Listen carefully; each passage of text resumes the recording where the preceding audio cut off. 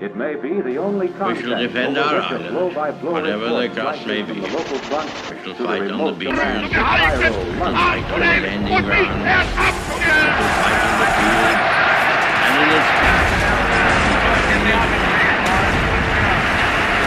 I do not for a moment believe this island or a large part of it was subjugated and starved.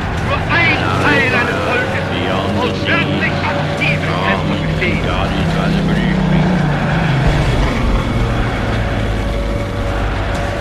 We shall never surrender. This country is at war with Germany.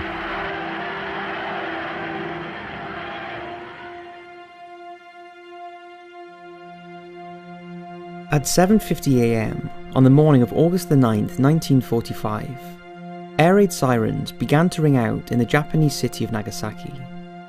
However, a short while later, the sirens rang out again, indicating that there was no danger, and people began to climb out of their shelters to carry on about their daily business.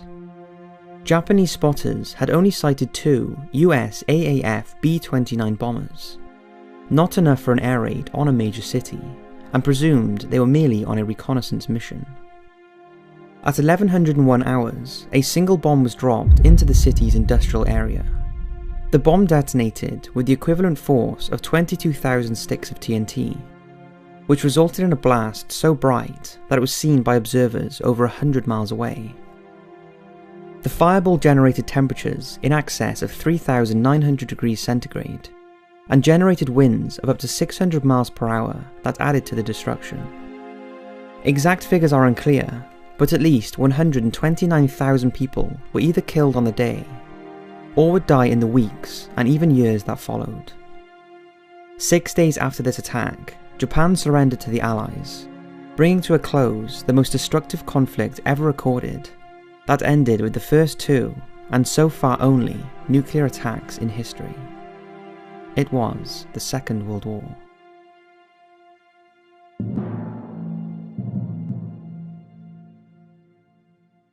It's impossible to dissect the causes of the Second World War without discussing the rise of the Nazi Party in Germany and its leader, Adolf Hitler. Hitler was himself of Austrian birth, but he fought in the German army during the First World War. When the war ended with Germany's humiliation, Hitler felt especially bitter about it, and like many in Europe, he feared communism spreading beyond the borders of post-revolutionary Russia. In 1919, a year after the end of the war, he joined a new and little-known political group called the German Workers' Party, and used his great ability as a speaker to stir up crowds and gain support. A year later, the party was renamed the National Socialist German Workers' Party, more commonly known by its English abbreviation, Nazi.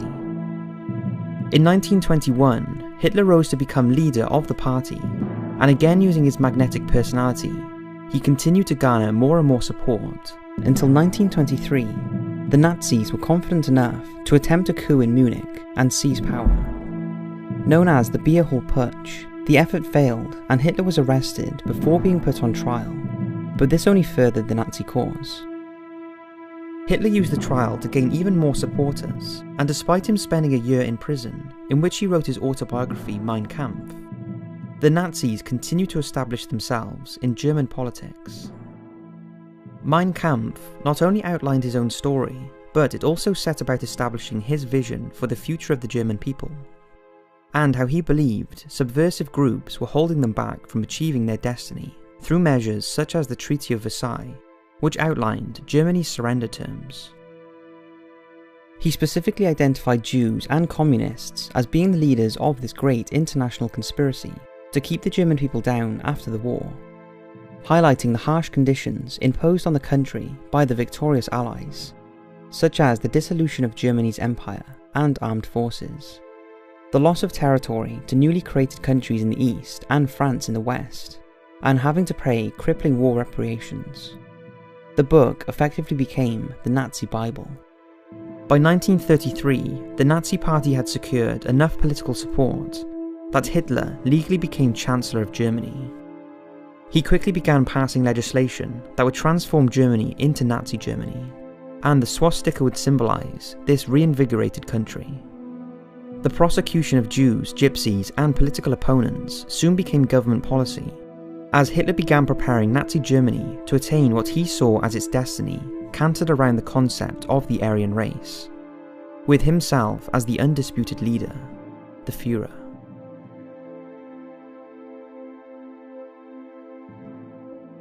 History records that the Second World War began in 1939. However, some historians now argue that it began in 1931 with the Japanese invasion of Manchuria in China. The Japanese deliberately detonated a bomb on a Chinese railway line used by Japanese citizens in order to blame it on Chinese dissidents. This was then used as a pretext to invade the country, and Japan would occupy the land there until liberated by the Allies in 1945.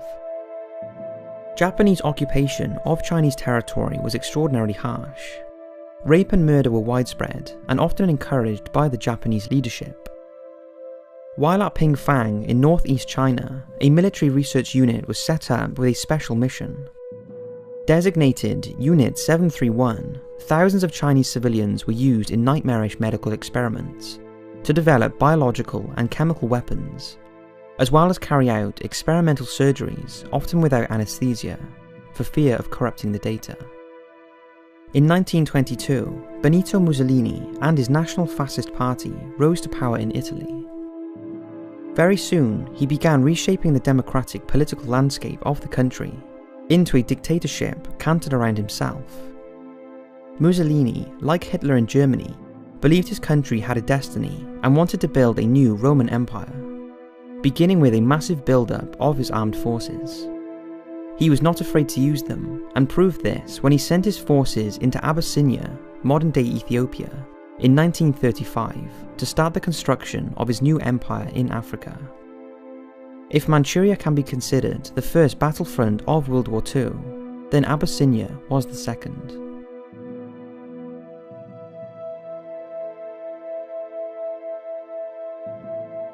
As the 1930s grew on, Hitler's Nazi Party became firmly embedded not just in German politics, but into German society on a whole. The German people had much to thank the Nazi Party for, since they had pulled the country out of the despair of defeat and reinvigorated it, promising that Germany would soon be attaining its destiny of becoming a great power again. Hitler's appeal and influence was not lost on foreign observers, many of whom admired him and even began to sympathise with the Treaty of Germany after the war. Proof of this was given when Hitler became Time magazine's Man of the Year. This played perfectly into Hitler's hands as he began making notions of regaining lost territory in the east and west of the country. The first test of how the Allied powers of Britain and France would respond to his new Germany came in 1935, when Hitler introduced military conscription, which saw the German armed forces swell many times beyond the number permitted by the Treaty of Versailles. But the Allies did nothing. Encouraged by this, he then ordered his troops into the Rhineland in 1936. The Rhineland had been demilitarized in 1925 in order to create a safety zone for France, who, along with Belgium, had occupied it for a time due to Germany's inability to pay war reparations. Hitler had given secret orders to his men that should they encounter French military resistance, they were to retreat because Germany was still in no condition to fight a war. Despite protests by France at the Legion of Nations, the precursor to modern-day UN, again they did nothing. In 1937, British Prime Minister Stanley Baldwin stood down, and was succeeded by Neville Chamberlain. Meanwhile, Germany continued to rearm, and now set their sights on reclaiming the German Sudetenland, which had been absorbed into Czechoslovakia after the war. At the same time, Hitler looked to his own birth country of Austria to become a part of his new Germany, although this was again forbidden by the Versailles Treaty. Austria and Germany had long had an almost symbiotic relationship, and both countries' people viewed the other as cousins. Austria even had its own Nazi party, and in January 1938, they attempted their own putsch, much like Hitler had tried in 1923. The putsch failed, and many leading Austrian Nazis were imprisoned. Hitler's propaganda machine went to work creating a false impression that Austrians were rising up in support of their imprisoned Nazis. And so, on March the 12th, 1938, German troops entered Austrian territory on the pretense of restoring order. Within weeks, the Austrian government was gone, and the country was absorbed into Germany as the province of Ostmark. A vote on joining Germany claims that 99% of the population supported the move, which was known as Anschluss. Having secured his home nation under a Greater Germany, Hitler declared himself as the advocate of all ethnic Germans in Europe, and primarily of those in Sudetenland, making clear his intention to absorb the region into Germany. A diplomatic crisis was sparked when, just like in Austria, a Sudetenland Nazi party rose up and began demanding autonomy from Czechoslovakia. The Czech government tried to negotiate with the Sudeten Germans, while a series of meetings were held between Germany, Britain and France to reach an agreement on the crisis, culminating in the Munich Agreement, which effectively gave a free hand to Germany's ambitions. No Czech representative was present. First, Hitler took the Sudetenland, and then in January 1939, he invaded and captured the rest of Czechoslovakia, in his first act of truly open aggression towards a neighbour. The conquest of Czechoslovakia raised concerns with the mighty Soviet Union, which was in the grip of the paranoid Joseph Stalin. Hitler had written in Mein Kampf that having to fight a war on two fronts was one of the reasons the Kaiser's Germany was defeated, and so, having already antagonised London and Paris, he was far more careful with Moscow and began a diplomatic effort with the Soviet Union to keep them out of events in the West. In August 1939, German Foreign Minister Joachim von Ribbentrop met with his German counterpart, Vyacheslav Molotov, in Moscow, where the two of them effectively divided up Eastern Europe into two, on the promise that neither would interfere with the other in those areas. The Soviet Union had its own interests in Poland and Finland, and so was happy to abide by this agreement, even though Nazi Germany and the Soviet Union were ideological enemies. Despite this period of cooperation, many felt that it wouldn't last, but with Russia at bay, Hitler ordered his troops into Poland on September 1st, 1939.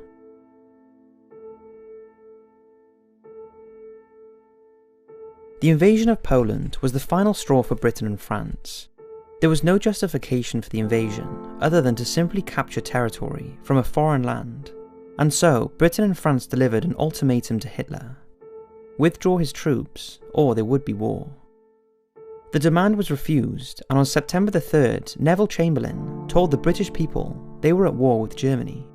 Unless we heard from them by 11 o'clock that they were prepared at once to withdraw their troops from Poland, a state of war would exist between us.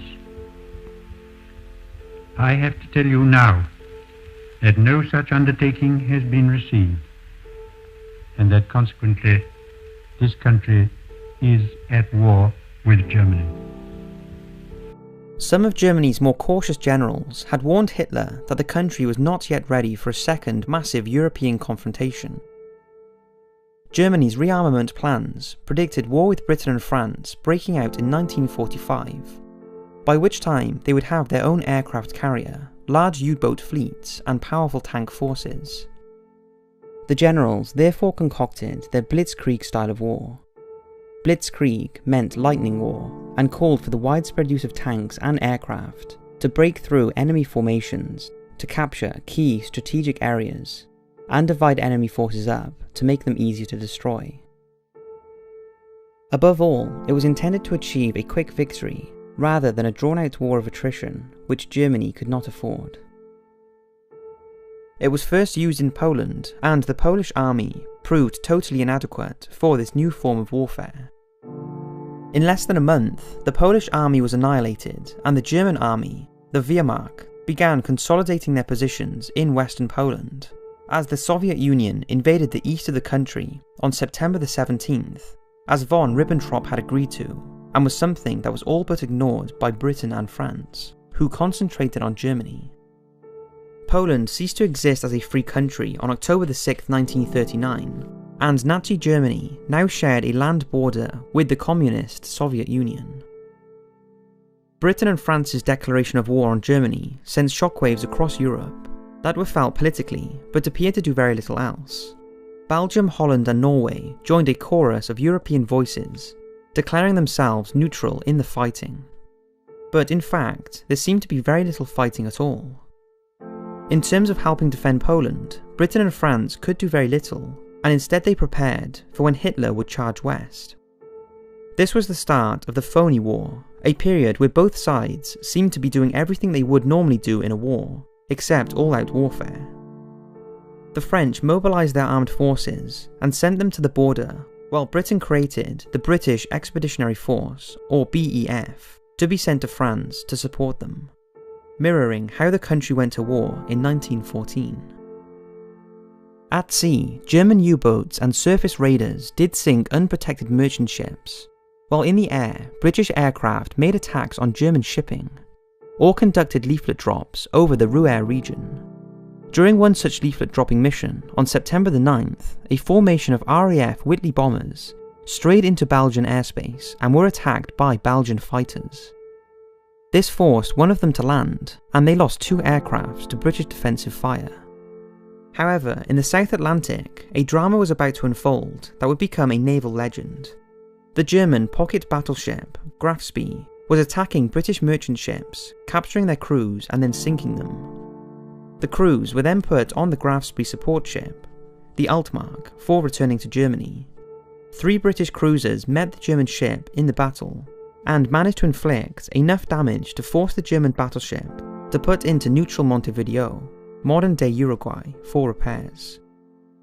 While there, the British began flooding local media sources that a huge British armada was assembling to destroy the pocket battleship when it left port. The German captain learned of this, and believing the situation was hopeless, he scuttled his mighty warship. In reality, there was no armada, but the deception meant potentially thousands of sailors' lives were saved.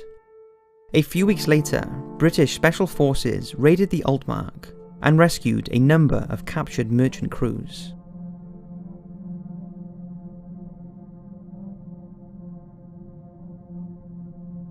Everyone knew the Phony War couldn't last forever, and it would only be a matter of time before Hitler struck west at France. In the meantime, Britain and France decided to embark on a campaign in Norway, then a neutral country, but one that, along with Sweden, helped supply Germany with vital iron ore. The Allies mined Norwegian harbours from where German ships operated, which provoked Hitler to send his forces in on April the 9th to secure them. The battle for Norway would last until June the 10th, by which time France and Britain had long retreated, leaving the country to its fate. The disaster in Norway forced Chamberlain to stand down as Prime Minister on May the 10th, and after Lord Halifax refused the post, it was offered to Winston Churchill, who, as a First Lord of the Admiralty, was still basking in the success of the Graf Spee operation. Churchill was something of a surprise, having more friends than enemies in the establishment, but was a popular figure amongst the people. He would eventually form a new government made up of members of the main political parties, but in doing so, effectively suspended British democracy for the foreseeable future. He told the British people, rather bluntly, that he had nothing to offer them but blood, toil, tears and sweat. Across the Channel, the French had been preparing for another war against Germany for over a decade by constructing the Maginot Line, a series of tough fortifications along the border with Germany. It was designed and constructed in the belief that the war would be reminiscent of the static nature of World War I, but it was fundamentally flawed. It only went as far as north of the Belgian border, and despite popular belief at the time, it was not a continuous fortification, having several gaps where it was believed that nature obstacles such as forests and hills would provide protection. It consumed huge amounts of men and resources, leading some to worry the French were putting all their eggs into one basket, as far as defence was concerned. Hitler looked at the situation and immediately saw what had to be done. He was simply going to bypass it by going through Belgium and Holland. Like the Kaiser before him in 1914, he paid little interest to Belgium's or anyone else's declaration of neutrality if it served his purpose. On May the 10th, 1940, Germany struck west, quickly overrunning Belgium, Luxembourg and the Netherlands, and turning inwards to the heart of France. All the Maginot Line had achieved was to swell the fighting into neighbouring countries and effectively hand even more of Europe to Hitler. The Germans flooded France, making good use of their tanks and air forces despite being outnumbered on paper. Indeed, Germany's tank forces were in many ways technologically inferior to the Allies in 1940, but the Germans had far superior tactics. In the air, the British and French found themselves heavily outclassed by the vaunted German Messerschmitt Bf 109 fighter and sustained heavy losses. But it would be another German plane that would gain notoriety during the Battle for France. The Ju-87 Stuka was a famed dive bomber that could attack tanks and bridges with extraordinary accuracy and potency, striking terror into ground units. Later, the aircraft would be fitted with a siren in its wings that would create a terrifying howl when it entered a dive, making it as much as a psychological weapon as a bomber.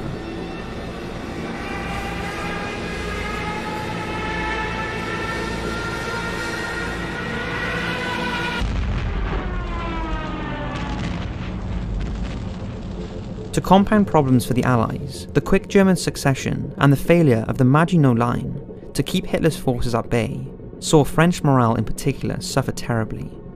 Despite spirited resistance by the French army and the British Expeditionary Force, a sense of defeatism quickly overwhelmed them.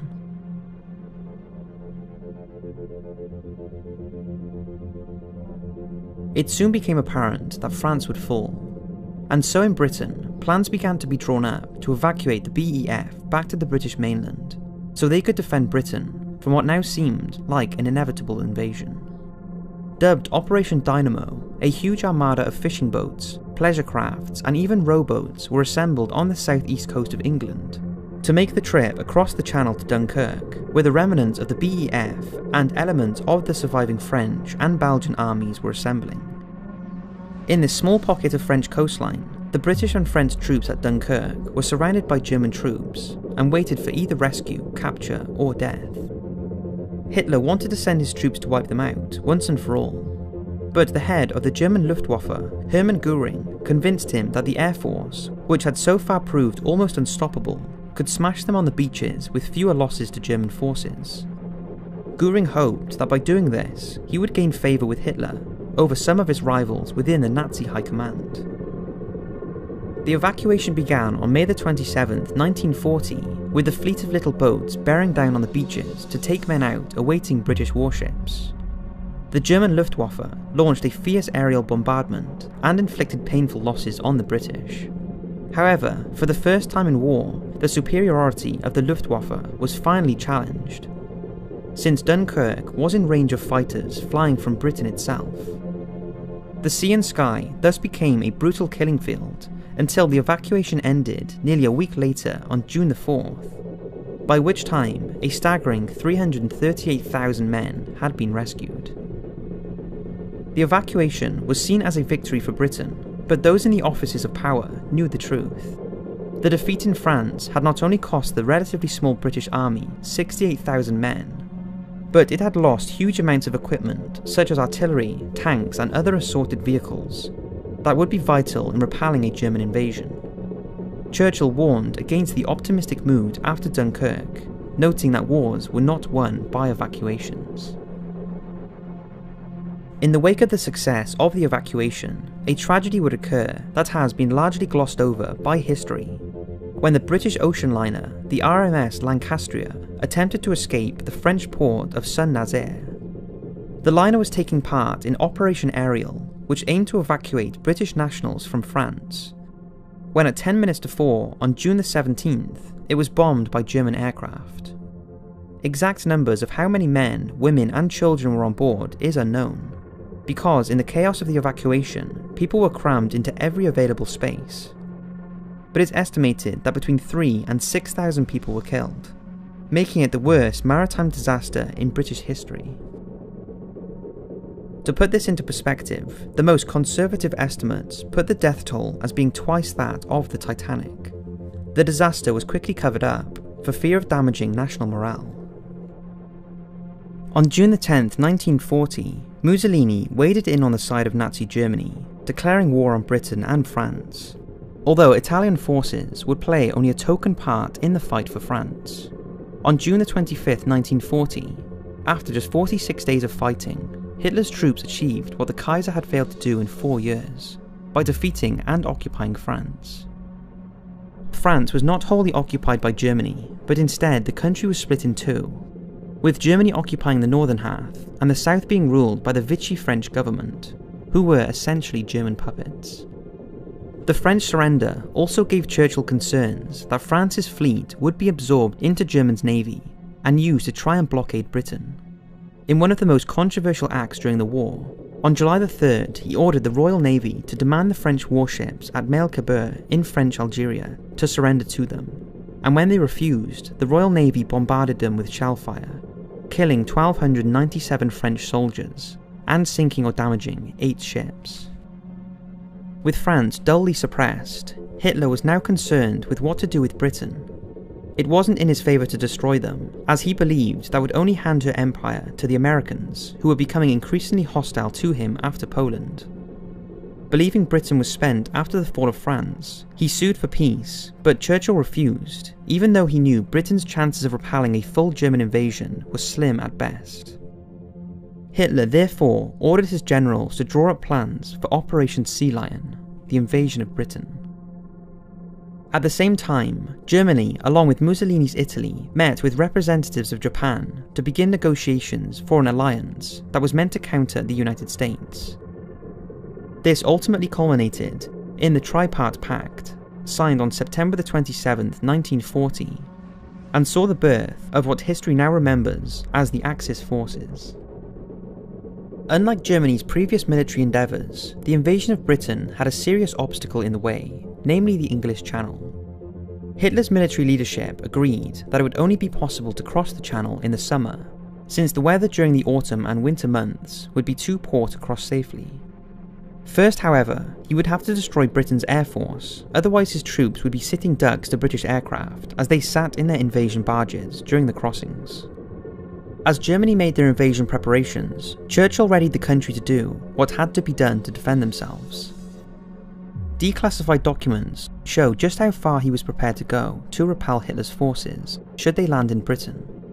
He ordered that British forces were to use chemical and even biological weapons at any German landing zone in Britain, frequently saying that it's our country and we can do what we want to defend it. On July 10, 1940, the German Luftwaffe began their offensive to destroy the RAF. It was the start of the Battle of Britain, and German confidence was still high after their swift defeat of Poland and Western Europe. However, unlike much of the fighting in Europe, the Luftwaffe now had to be content with a well-organised and highly integrated air defence network centred around the RAF's Fighting Command, led by Sir Hugh Dowding. They were equipped with 2 of the best fighter aircraft in the world at the time, namely the Hawker Hurricane and the more advanced Supermarine Spitfire. Fighter Command's ranks also swelled with an influx of British Commonwealth, French, Dutch, Polish, and even American pilots volunteering to fight with them, many of whom already had combat experience during the battles for their own countries. Over the coming weeks, the RAF would rise to face the overwhelming German aircraft, but they were suffering for it, as the Luftwaffe blasted their airfields in an effort to destroy their support infrastructure. On August 13, 1940, so many German aircraft attacked Britain that Churchill was warned that the invasion was finally underway. But despite a great deal of damage being done, the RAF was still holding out against the Germans, who were joined by the contingents of Italian aircraft. By September, Fighter Command was at its weakest point in terms of men and machines, but then British fighter production ramped up to the point where it outstripped losses and newly trained pilots began to join the fight. However, the damage to the airfields was proving more problematic. Hitler, on the other hand, was unaware that the RAF was once again growing in strength and was told by Göring that it was barely able to put any aircraft into the air. After British bombers hit targets in Berlin, in response to an accidental bombing by German aircraft of London, Hitler decided to order his bombers to turn their attention away from the airfields in order to devastate London and other British cities. His belief was that British morale would be so shaken by these terror attacks that the country would collapse, forcing Churchill to surrender, thus making an armed invasion unnecessary. It was a colossal mistake. Fighter Command effectively rebuilt and reorganised itself, and by the time Hitler realised his mistake, the summer was coming to an end. The weather was worsening, RAF Fighter Command was still a potent threat, and the country's defences had been built up to where it was no longer practical to invade.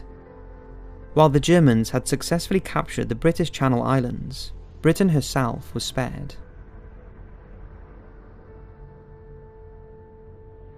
Just as it had been in the First World War, the outbreak of war in Europe again saw the fighting spill over into the territories that European imperial powers held control of elsewhere around the world.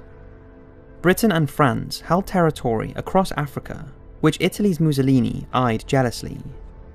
And when Italy declared war on Britain and France in support of Germany, it gave him the opportunity to invade those territories from Italian possessions, such as Ethiopia, Somaliland, and most significantly Libya, which bordered British Egypt.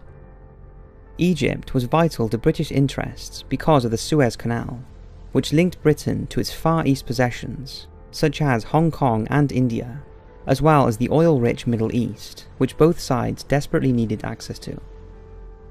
On September 13th, 1940, Italian forces launched an invasion in Egypt. With Britain herself still preparing for an invasion, it was left to the small contingent of British and Commonwealth troops stationed there to defend the large border against the numerically superior Italians. At first, the Italians made good progress, eventually capturing the important airfield at Sidi Barrani. However, when Hitler forced to cancel the invasion of Britain, fresh troops and equipment began to be mobilised for North Africa under the command of Lieutenant General Sir Richard O'Connor. Firstly, however, they would have to make the perilous sea voyage down the North Atlantic and into the Mediterranean, where the Italian fleet was still the dominant air force after France's surrender. Heavily outnumbered, the British concocted a daring plan to attack the Italian fleet while it was still moored in Port Taranto, using obsolete Fairey Swordfish biplane bombers. On the night of November 11th, 1940, the force of Swordfish bombers took off from HMS Illustrious and caught the Italians completely by surprise. The attack inflicted severe damage on a large number of the Italians' capital ships, taking them out of the war for several months in order to be repaired, and thus severely hampering Italy's efforts to disrupt supplies to North Africa.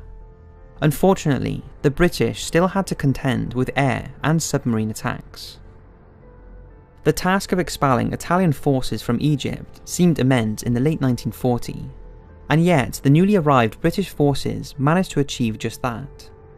The British retook Sidi Barrani, and by January 3rd, 1941, were already pushing forward into Libya. In 2 months, a British force comprising of just 2 whole divisions had advanced 500 miles, destroyed 10 Italian divisions, and taken 130,000 prisoners, as well as capturing over 1,000 tanks and artillery pieces.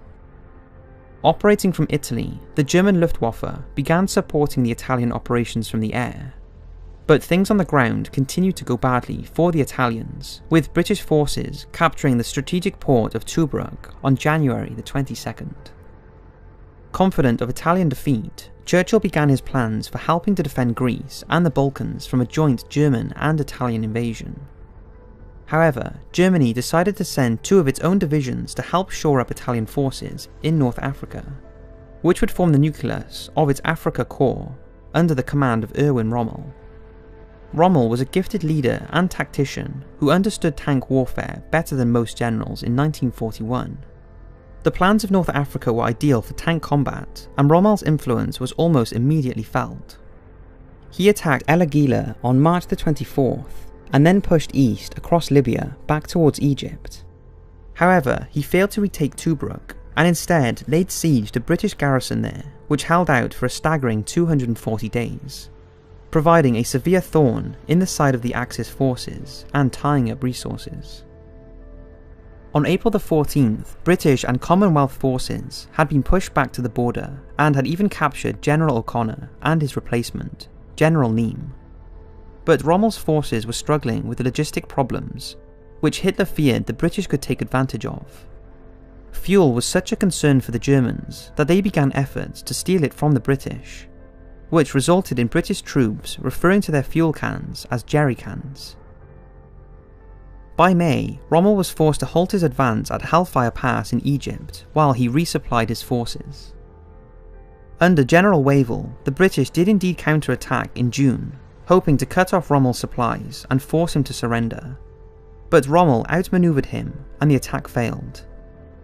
As the year went on, the British became obsessed with killing Rommel, who had earned the nickname Desert Fox, and even sent a commando raid to assassinate him, which ultimately failed. For the next few months, the battle lines fluctuated, but Rommel's logistical problems continued to hold him back, and worsened when Hitler began to focus more on other fronts. With Hitler being forced to call off Operation Sea Lion in 1940, the Germans recognised that their window to invade Britain had closed, and it would now be impractical to attempt another invasion. Britain was becoming Fortress Britain, and so Hitler turned to a medieval method of warfare, the siege. Hitler knew that Britain relied extremely heavily on war supplies, material, and even food coming from her empire and North America. Therefore, he turned to his navy, the Kriegsmarine, and tasked them to cut off this vital supply. The Royal Navy was still the most powerful surface fleet in the world in 1940, and while Germany had advanced warships, like the Tirpitz and Bismarck, they couldn't hope to meet the Royal Navy in a pitched battle like the Kaiser's fleet had in World War I, without being overwhelmed by British numbers. Therefore, the German Navy used their U-boats to besiege Britain. The Kaiser's U-boats had proved how vulnerable Britain was to such a weapon, but it seems Britain had learned very little from this during the interwar years. Tactics to combat the U-boats had changed very little, and new technologies such as ASDIC, an early form of sonar, had yet to take prevalence in the fleet, meaning the main method to detect a U-boat was to spot it on the surface recharging its batteries, or when using its periscope. Aircraft were seen as ideal platforms for this, but RAF's Coastal Command had aircraft inadequate for the job at the start of the war, lacking range and weaponry, but also having to rely solely on the aircrew's eyes for detection. Meanwhile, the Royal Navy began organising merchant ships into convoys in order to provide them protection, and also began taking on trawlers from Britain's fishing fleets and arming them to hunt U-boats.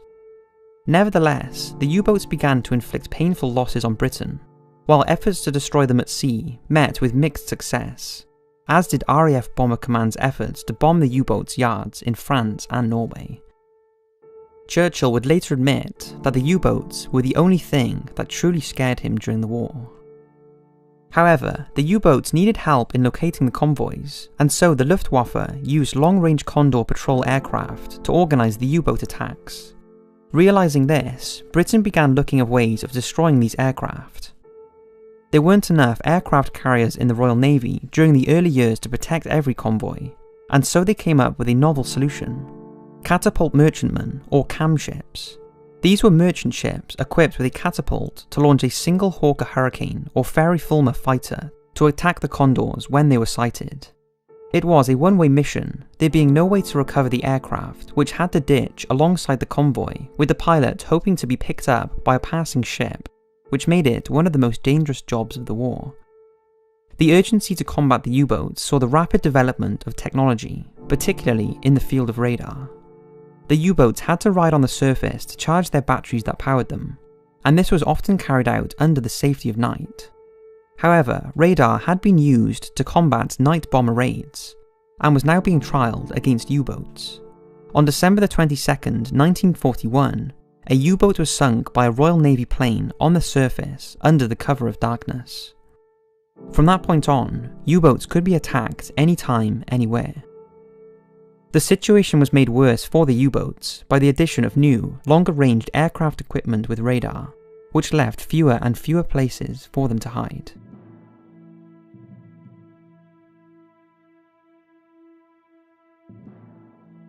At the same time, Mussolini's Italy opened the North African campaign. His troops also opened up another front, this time against Greece. Mussolini felt he was playing second fiddle to Hitler in Europe and wanted to establish himself as an equal. He viewed Greece as an easy target and began putting pressure on the country's own facet-like dictator, Ioannis Metaxas. On August 15, 1940, an Italian submarine sank the Greek warship Elli. Italian troops finally attacked on October 28, 1940, but like in North Africa, they were beaten back, despite the odds seemingly being in their favour. The Italian attack pushed Greece closer to Britain, who were desperate for allies after the fall of Western Europe. This in turn made Hitler take an interest in Greece, and he had his general staff start drawing up plans for his own troops to once again come to the aid of the Italians. The problem was that Germany had no land border with Greece, it being blocked by Yugoslavia and Bulgaria. Hitler demanded cooperation from both nations to allow his forces to pass through. Bulgaria agreed, and so too did Yugoslavia, both of whom joined the Axis forces. But public opinion in the latter was strongly anti-German, leading to a coup against the government and the rejection of any alliance. Outraged, Hitler ordered that when his troops invaded Greece from Bulgaria on April 6, 1941, that they were to concurrently invade Yugoslavia.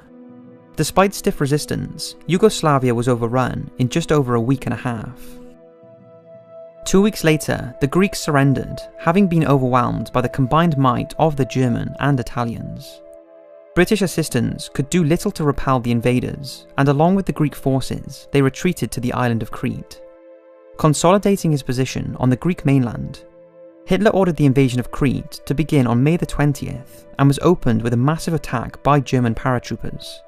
After nearly 2 weeks of fierce fighting, the island fell, but while British and observers in Washington were impressed with the effectiveness of a paratroop invasion launched against them, Hitler was appalled at the cost of his forces and never again ordered a large-scale airborne invasion. Nazi Germany's army seemed unstoppable by mid-1941, and no one became more convinced of this than Hitler himself, who, after defeating the British on mainland Europe in France and Greece, and while Rommel continued pushing them back in North Africa, decided that it was time to achieve his ultimate goal, the destruction of the Soviet Union. Hitler viewed the Soviet Union as a way of not only eradicating communism, but of feeding his thousand-year Reich by providing vast areas of agricultural land and vital resources such as oil and metals. However, Germany's generals warned the Führer against invading the Soviet Union unless Moscow attacked first. Britain herself remained unconquered, and worse still, was now sending fleets of her bombers into Europe to attack German industry. Also, the job of defending British and British Commonwealth forces in Africa required the resources Hitler wanted to commit to fighting the Soviet Union. They believed it was better to send those forces to destroy British resistance in Africa, and then seize British possessions in the Middle East, which would afford them oil, which would starve Britain of her supplies, and eventually help force London to surrender. But Hitler was impatient. He argued that the German people would not be as supportive for a war on Russia after a few more years of fighting. Also, he believed the Soviet army was incompetent after its poor showing against Finland in the Winter War of 1939. If he waited, then the Soviet leadership might learn from their mistakes and become a more credible threat. Hitler would say, "We only have to kick in the front door, and the whole rotten Russian edifice will come tumbling down." He defied his generals and gave the order to attack the Soviet Union. Dubbed Operation Barbarossa, Germany committed a huge force of troops that included Romanian, Finnish and Hungarian units, who were by now signed-up members of the Axis forces. The attack was launched from occupied Polish territory at 0300 hours on Sunday the 22nd of June 1941, and involved a staggering 3.8 million personnel launched across a 2,900 kilometre front. The German forces were arranged in 3 key army groups, north, centre and south. The Soviet army had warnings that the Germans were amassing for an invasion, but Stalin refused to believe it. In the days after the invasion, Stalin retreated into his own mind. he being unable to comprehend just what was happening, which left his government that was terrified to act against him, following his brutal purges, unsure what to do. The Soviet army sustained incredible losses in the early years of the war, while the Soviet Air Force was largely smashed on the ground. The aircraft that did get airborne were often obsolete types or their pilots poorly trained, making them easy targets for skilled and experienced German fighter pilots. The Soviets also had to contend with anti-communist forces conducting sabotage and intelligence gathering operations from the Germans. The fighting in the east was particularly brutal. Hitler had told his forces that a war against the Soviet Union could not be fought along civilized lines. And as such, he promised no German would ever be held accountable for his conduct against the enemy. In a sense, they were given a free hand to rape, plunder, and murder. When Soviet units were overwhelmed, many of them surrendered as their command structure collapsed, and these soldiers were led into captivity, where there was an actual plan in place to starve them to death. Behind the German troops' advance, German death squads began murdering so-called undesirables, such as Jews. The speed of the German advance took everyone by surprise, including the Germans themselves. The vast areas of land Germany's forces took proved a logistical nightmare, and on several occasions they lost the initiative as they waited for supplies of food, fuel, and rearmaments to catch up with them. The Germans advanced across eastern Poland, Belarus, Estonia, Latvia, Lithuania, Ukraine, and into Russia itself, proving almost unstoppable. But everyone knew that the biggest obstacle the Germans would have to face was rapidly approaching: the Russian winter. By December 1941, the snow was setting in, but German troops were on the verge of taking Moscow itself. However, they failed to take the embattled city, and their advance ground to a halt. The Soviet Union's leadership, meanwhile, had relocated their major weapons production facilities further east out of the range of German bombers, which allowed them to build tanks and aircraft unmolested.